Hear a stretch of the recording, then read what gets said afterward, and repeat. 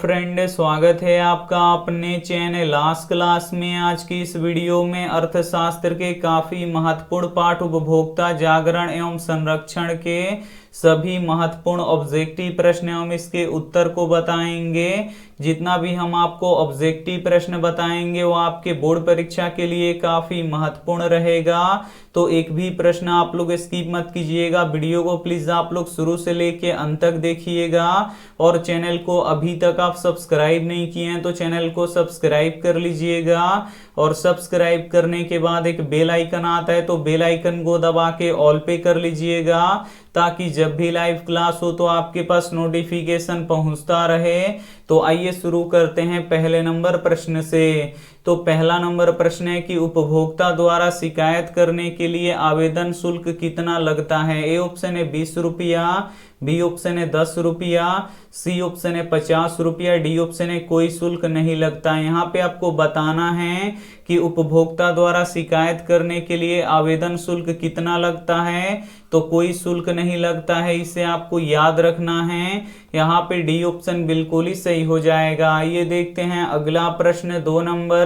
दो नंबर प्रश्न है कि सूचना का अधिकार किस प्रकार का अधिकार है। ए ऑप्शन है वैधानिक, बी ऑप्शन है कानूनी, सी ऑप्शन है धार्मिक, डी ऑप्शन है इनमें से कोई नहीं। तो यहाँ पे आपको बताना है कि सूचना का अधिकार किस प्रकार का अधिकार है। तो ये वैधानिक यानी संवैधानिक अधिकार है, इसे आपको याद रखना है। यहाँ पे ए ऑप्शन बिल्कुल ही सही हो जाएगा। ये देखते हैं अगला प्रश्न। 3 नंबर प्रश्न है कि भारतीय उपभोक्ता संरक्षण अधिनियम की घोषणा कब हुआ। ए ऑप्शन है 1986 में, बी ऑप्शन है 1980 में, सी ऑप्शन है 1987 में, डी ऑप्शन है 1988 में। तो यहाँ पे आपको बताना है कि भारतीय उपभोक्ता संरक्षण अधिनियम की घोषणा कब हुआ। तो 1986 में हुआ, इसे आपको याद रखना है। यहाँ पे ए ऑप्शन बिल्कुल ही सही हो जाएगा। ये देखते हैं अगला प्रश्न। 4 नंबर प्रश्न है कि विश्व उपभोक्ता अधिकार दिवस कब मनाया जाता है। ए ऑप्शन है 17 मार्च को, बी ऑप्शन है 15 मार्च को, सी ऑप्शन है 1 जनवरी को, डी ऑप्शन है 1 मई को। तो यहाँ पे आपको बताना है कि विश्व उपभोक्ता अधिकार दिवस कब मनाया जाता है। तो ये 15 मार्च को मनाया जाता है, इसे आपको याद रखना है। यहाँ पे बी ऑप्शन बिल्कुल ही सही हो जाएगा। ये देखते हैं अगला प्रश्न। 5 नंबर प्रश्न है कि सोने की आभूषणों की परिशुद्धता को सुनिश्चित करने के लिए किस मान्यता प्राप्त चीज का होना जरूरी है। ए ऑप्शन है ISI मार्क का, बी ऑप्शन है होल मार्क का, सी ऑप्शन है एग मार्क का, डी ऑप्शन है इनमें से कोई नहीं। तो यहाँ पे आपको बताना है कि सोने की आभूषणों की परिशुद्धता को सुनिश्चित करने के लिए किस मान्यता प्राप्त चीज का होना जरूरी है। तो होल मार्क का होना जरूरी है, इसे आपको याद रखना है। यहाँ पे बी ऑप्शन बिल्कुल ही सही हो जाएगा। काफी महत्वपूर्ण प्रश्न है, तो एक भी प्रश्न आप लोग स्किप मत कीजिएगा। वीडियो को प्लीज आप लोग शुरू से लेके अंत तक देखिएगा। और वीडियो को अभी तक आप लाइक नहीं किए हैं तो प्लीज आप लोग वीडियो को लाइक भी कर दीजिएगा। आइए देखते हैं अगला प्रश्न। 6 नंबर प्रश्न है कि बाजार का महत्वपूर्ण अंग है। ए ऑप्शन है उपभोक्ता, बी ऑप्शन है गायक, सी ऑप्शन है नौकर, डी ऑप्शन है जमीन। तो यहाँ पे आपको बताना है कि बाजार का महत्वपूर्ण अंग है तो उपभोक्ता है, इसे आपको याद रखना है। यहाँ पे ए ऑप्शन बिल्कुल ही सही हो जाएगा। ये देखते हैं अगला प्रश्न। 7 नंबर प्रश्न है कि उपभोक्ताओं को जानकारी लेनी चाहिए। ए ऑप्शन है वस्तु का गुण का, बी ऑप्शन है वस्तु की मात्रा का, सी ऑप्शन है गुणवत्ता का, डी ऑप्शन है सभी का। तो यहाँ पे आपको बताना है कि उपभोक्ताओं को जानकारी लेनी चाहिए तो वस्तु का गुण का भी जानकारी लेनी चाहिए, वस्तु की मात्रा का भी जानकारी लेनी चाहिए, वस्तु का गुणवत्ता का भी जानकारी लेनी चाहिए, यानी इनमें से सभी का जानकारी लेनी चाहिए। यहाँ पे डी ऑप्शन बिल्कुल ही सही हो जाएगा। ये देखते हैं अगला प्रश्न। 8 नंबर प्रश्न है कि जागो ग्राहक जागो किसका नारा है। ए ऑप्शन है उपभोक्ता जागरण का, बी ऑप्शन है व्यवसायी जागरण का, सी ऑप्शन है कृषक जागरण का, डी ऑप्शन है इनमें से कोई नहीं।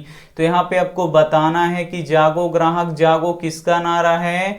तो उपभोक्ता जागरण का नारा है, इसे आपको याद रखना है। यहाँ पे ए ऑप्शन बिल्कुल ही सही हो जाएगा। आइए देखते हैं अगला प्रश्न 9 नंबर प्रश्न है कि उपभोक्ताओं का हमेशा होता है। ए ऑप्शन है शोषण, बी ऑप्शन है दोहन, सी ऑप्शन है उत्पीड़न, डी ऑप्शन है सभी। तो यहाँ पे आपको बताना है कि उपभोक्ताओं का हमेशा होता है, तो शोषण भी होता है, दोहन भी होता है, उत्पीड़न भी होता है, यानी सभी होता है। तो यहाँ पे डी ऑप्शन बिल्कुल ही सही हो जाएगा। आइए देखते हैं अगला प्रश्न 10 नंबर प्रश्न है कि उपभोक्ता जागरण आंदोलन सर्वप्रथम किस देश में शुरू हुआ। ए ऑप्शन है अमेरिका में, बी ऑप्शन है जापान में, सी ऑप्शन है इंग्लैंड में, डी ऑप्शन है भारत में। तो यहाँ पे आपको बताना है कि उपभोक्ता जागरण आंदोलन सर्वप्रथम किस देश में शुरू हुआ। तो ये इंग्लैंड में शुरू हुआ, इसे आपको याद रखना है। यहाँ पे सी ऑप्शन बिल्कुल ही सही हो जाएगा। ये देखते हैं अगला प्रश्न 11 नंबर प्रश्न है कि खाद्य तेल की गुणवत्ता का मानक चिन्ह है। ए ऑप्शन है एग मार्क, बी ऑप्शन है हॉल मार्क, सी ऑप्शन है ISI मार्क, डी ऑप्शन है इनमें से कोई नहीं। तो यहाँ पे आपको बताना है कि खाद्य तेल की गुणवत्ता का मानक चिन्ह है तो एग मार्क है, इसे आपको याद रखना है। यहाँ पे ए ऑप्शन बिल्कुल ही सही हो जाएगा। ये देखते हैं अगला प्रश्न 12 नंबर प्रश्न है कि सामान खरीदते समय हमें प्राप्त करना चाहिए। ए ऑप्शन है रसीद, बी ऑप्शन है गारंटी कार्ड, सी ऑप्शन है वारंटी कार्ड, डी ऑप्शन है सभी। तो यहाँ पे आपको बताना है कि सामान खरीदते समय हमें प्राप्त करना चाहिए, तो रसीद भी प्राप्त करना चाहिए, गारंटी कार्ड भी प्राप्त करना चाहिए, वारंटी कार्ड भी प्राप्त करना चाहिए, यानी सभी प्राप्त करना चाहिए। यहाँ पे डी ऑप्शन बिल्कुल ही सही हो जाएगा। आइए देखते हैं अगला प्रश्न 13 नंबर प्रश्न है कि उत्पादन की समस्त क्रिया निर्भर किस पे करता है। ए ऑप्शन है विक्रेता पर, बी ऑप्शन है उपभोक्ता पे, सी ऑप्शन है छात्र पे, डी ऑप्शन है किसी पर नहीं। तो यहाँ पे आपको बताना है कि उत्पादन की समस्त क्रिया निर्भर किस पे करता है, तो ये उपभोक्ता पे करता है, इसे आपको याद रखना है। यहाँ पे बी ऑप्शन बिल्कुल ही सही हो जाएगा। ये देखते हैं अगला प्रश्न 14 नंबर प्रश्न है कि उपभोक्ताओं के शोषण का मुख्य कारण क्या है। ए ऑप्शन है भ्रामक प्रचार, बी ऑप्शन है मिलावट, सी ऑप्शन है वजन में कमी, डी ऑप्शन है सभी। तो यहाँ पे आपको बताना है कि उपभोक्ताओं के शोषण का मुख्य कारण क्या है, तो भ्रामक प्रचार है, मिलावट है और वजन में कमी है, इसे आपको याद रखना है, यानी सभी है। तो यहाँ पे डी ऑप्शन बिल्कुल ही सही हो जाएगा। काफी महत्वपूर्ण प्रश्न है, तो एक भी प्रश्न आप लोग स्किप मत कीजिएगा। वीडियो को प्लीज आप लोग शुरू से लेके अंत तक देखिएगा, और वीडियो को अभी तक आप लाइक नहीं किए हैं तो प्लीज आप लोग वीडियो को लाइक भी कर दीजिएगा। आइए देखते हैं अगला प्रश्न 15 नंबर प्रश्न है कि भारत में मानव अधिकार सुरक्षा अधिनियम पारित हुआ। ए ऑप्शन है 1981 में, बी ऑप्शन है 1991 में, सी ऑप्शन है 1993 में, डी ऑप्शन है 1995 में। तो यहाँ पे आपको बताना है कि भारत में मानव अधिकार सुरक्षा अधिनियम पारित हुआ, तो ये कब पारित हुआ, तो ये 1993 में पारित हुआ, इसे आपको याद रखना है।